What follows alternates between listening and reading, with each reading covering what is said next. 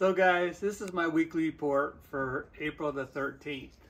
There's a lot going on because, you know, we got nice warmer weather and days, some of the days now, the other day I was out, it was 82 degrees.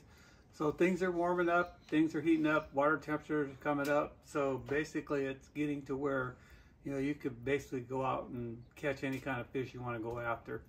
So right now, we'll start with one of the hottest things. I always like to start out by the, the ocean or the bay.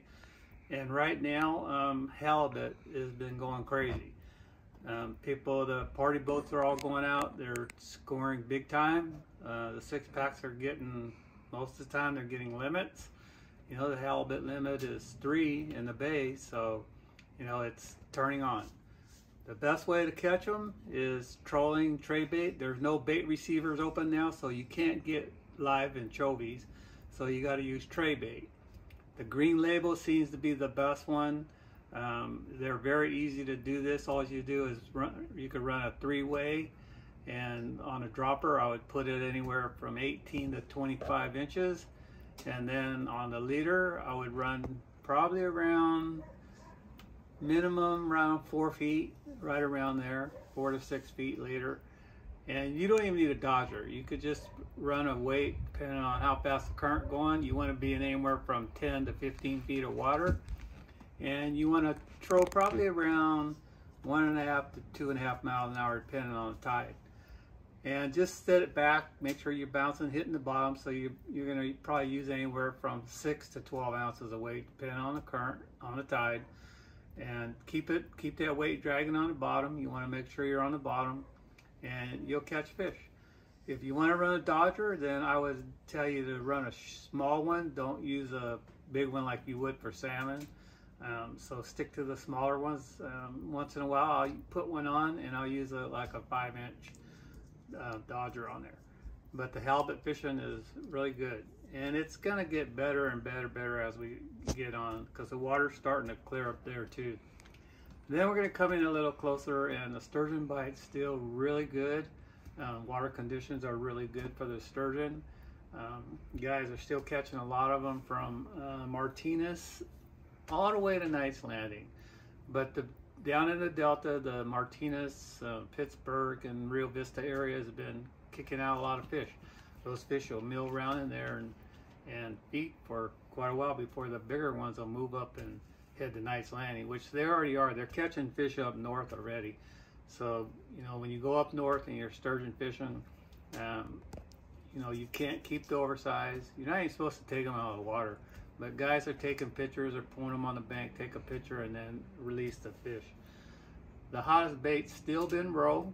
Roe's been really hot, and eel.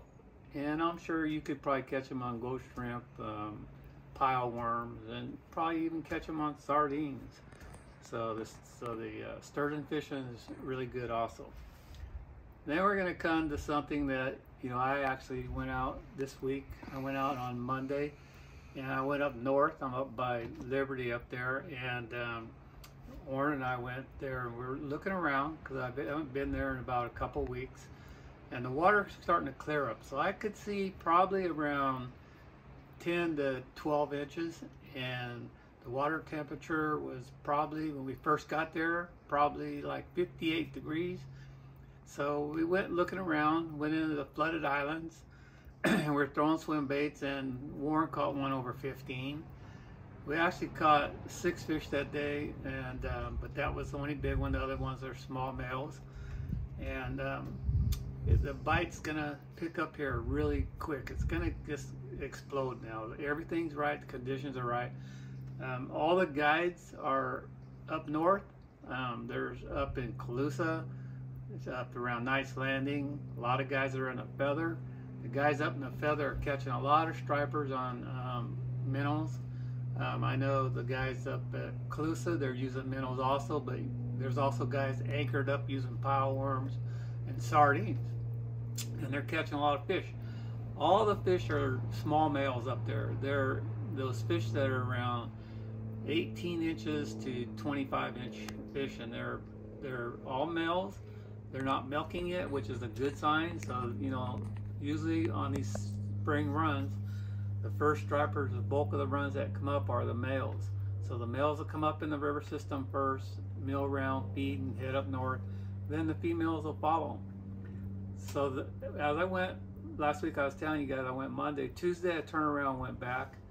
And I fished up north also around Liberty, but I was on the other side, over more on the cash side, the shag side. And we caught a 10-pound striper and a 12-pound striper and some smaller ones. You know, we caught our limit, and but it wasn't red hot, but you know, you could go out in half a day, you know, catch a limit of stripers. So the striper fishing I anticipate to be heating up really fast because of the water temperature. The other day when I went back on Tuesday, the water temperature was 66 degrees, and that's prime. So I know guys are trolling, catching a lot of them on the West Bank, around Collinsville, and you know, you can catch them. I want to get over in the Sacramento River and bait fish, because when I remember back in the days when we had a lot of high water, I used to anchor up in the bushes over there at the Brickyards in Garcia Bend and catch the heck out of them. The only thing is, Garcia Bend is closed. They haven't opened Discovery Park yet, and I think you can launch at Merritt Island if you have an aluminum boat. You can't take a big one in there, but you could take aluminum, or you know, up to like a 16-footer or a 17-footer. You could probably get it in at Merritt Island. Otherwise, there's nowhere to launch to fish in the local area here in Sacramento. You could check on West Sac Marina. They might be open. I'm not sure. So the ramps will be opening pretty quick here, but I don't think Garcia is going to open. They got too much rocks and stuff in the parking lot that they're repairing the levees. So I think that's going to be a halt. But I knew I could go out there and anchor with pile worms or sardines and catch them. There's a lot of guys that are fishing off the bank over at Hood and that area over there in Clarksburg, and they're throwing jerk baits and rip baits right in the evening, right before dark, and they're catching some nice fish. You know, the males that are up to like anywhere from 5 to 8 pounds. So you know, you can do that. You can catch them. I'm sure it's going to get really good here in the next week or two. We're not seeing any rain in the forecast, and the days are warm, and the water's going to heat up, and you know, all heck's going to break loose. So some of the other things going on, like I said, the bass fishing also starting to heat up. I've been catching a lot of them in the Delta, as you guys know, but things have changed. So the water temperatures, you know, in the 60s now, the fish are starting to move up on the bank, where before I was catching them all offshore, you know, on 2-foot breaks, but I'm only in 6 feet of water. But now they're going to move up. You know, they know that the days are getting longer, the water temperatures are warm up, they're going to be spawning. So they feed like crazy. They feed on crawdads because they're high in protein, and they know that. And they're going to be up there digging around, rooting around for crawdads. So now's the time, you know, to get out in the Delta and start bass fishing. Other areas for bass fishing, Folsom, been red hot. All the lakes are going to be really good this year because we have so much water that's coming in, and the lakes are all rising. And whenever you have a lake that's rising, the fish move up a lot faster. So you get the days longer, the water temperature is warming up, they just scoot on up. So the bass at Folsom have been in anywhere from, I'd probably say 5 to 20 feet of water. And they're catching a lot of them on 3-inch Kitex with a jig head. If the wind's blowing, I would put on a spinner bait. I'm sure you could catch them on rip baits, because they're up there feeding. They know anytime, this is the prime time, you know, to catch your personal best, because these big fish get a little careless. They know they got to go up, eat to get their body built up for their spawn. So they feed, and they're more vulnerable. So, you know, if you catch one of them big ones at personal best, take a picture of it. If you want to mount it, you could take measurements real quick and get them back in the water and release her to let her spawn. Comanche's also been good. All the lakes, one of the lakes, if you wanted to really try to catch the biggest fish of your life, you need to head to Clear Lake now. Clear Lake has almost probably full. Those fish, there's some tournaments there, and they're taking 30-pound bags to win, so that's 5 fish for 30 pounds. There's quite a few fish over 10 pounds that I know being caught, and the best thing to get that big one is on swim bait. There's a lot of swim baits that you could throw, you know, to imitate a Clear Lake hitch. Sometimes if the water's a little bit on the off color, I like to use a kind of a shad color with a black back. But other than that, if you could see down 3 feet, then I would put on a Clear Lake hitch, which is kind of like a cream color with a brown back. And trash fish seem to be the hot baits, you know, to catch a lot of fish. But I'd rather use like the Depths 250 or something a little bigger to try to get those big girls. But Clear Lake is the place, you know, if you want to go out there and catch some big bass. Berryessa has also been good. I got a friend that caught a 10 and a 12 pounder last week. They're also moving up everywhere. They're going to be moving up. But when you, like I said, when you have the water rising, these are the places, you know, you want to get on there. So Berryessa, the only problem is, you guys, if you're coming from the Sacramento area and you're heading up, going through Winters, they had a rock slide. So you can't get in that way. You can't. Once you got to go around, so you can't go up through Knight's Landing, to Winters and up by the dam that way. The road's closed, you have to go around. So if you're gonna go that way, you gotta allow about another half an hour. So anyway, I was down in Delta striper fishing, but I also went after some bass, and I caught them on throwing chatterbaits, and caught one over 6.5 pounds the other day. And we had some other nice quality fish, but the bass fishing will be heating up there also. So other things going on, crappie fishing's been red hot at Clear Lake. Know some people that have been going up there, and I'm trying to get up there next week. I don't like to go up there when it's windy like this, because that lake gets very rough and you can't even fish. But the fish are in 5 to 15 feet of water. Those crappie, they're eating 2-inch Kytex. You could use floating fly, has been working really good. Any crappie jig, but they're catching them shallow, and you could get an average 2 to 3 pounds there right now. And you know, those big ones, you know, let them go, let them spawn. You know, they're up there getting ready to do their thing. Another lake also that's really good for crappie is Comanche. It's not a slaughter, but their fish are nice ones, so I imagine you could catch them there. Berryessa. So, you know, basically the fishing is just starting to get really good. Trout fishing. So trout fishing, same old thing. Comanche is probably one of the places I would tell you if you wanted to go catch trout. You might be able to start getting in once we get like a couple weeks of this warm weather in the 80s. So a lot of the snow will melt, so you could get into some of these lakes that are, you know, up in the hills in the Sierra. But right now, Comanche, the fish moved down a little bit, so they're not on the surface no more. They're probably around 20 to 30 feet of water. Trolling the same thing, Rapalas, but you got to use a downrigger or speedy shiners. Speedy shiners are, you know, where you're going to go about 2.5 miles an hour. Rapalas, you could go around 1.5. So you either got to use all the rods with them, or with Rapalas, or all use speedy shiner to go that speed.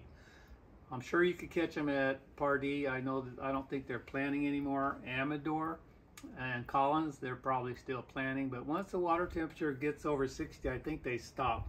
So you might want to call them and ask them, you know, if they're still planning fish. But there's a lot of holdovers there. You know, you're going to have to use downriggers to get down to the depth that those trout are in now. Kokanee, it's a little bit early, but if you want to go out, Bowler's Bar, it's been really good, and the fish are between 30 and 50 feet. Troll the Dodger with a little hoochie on there.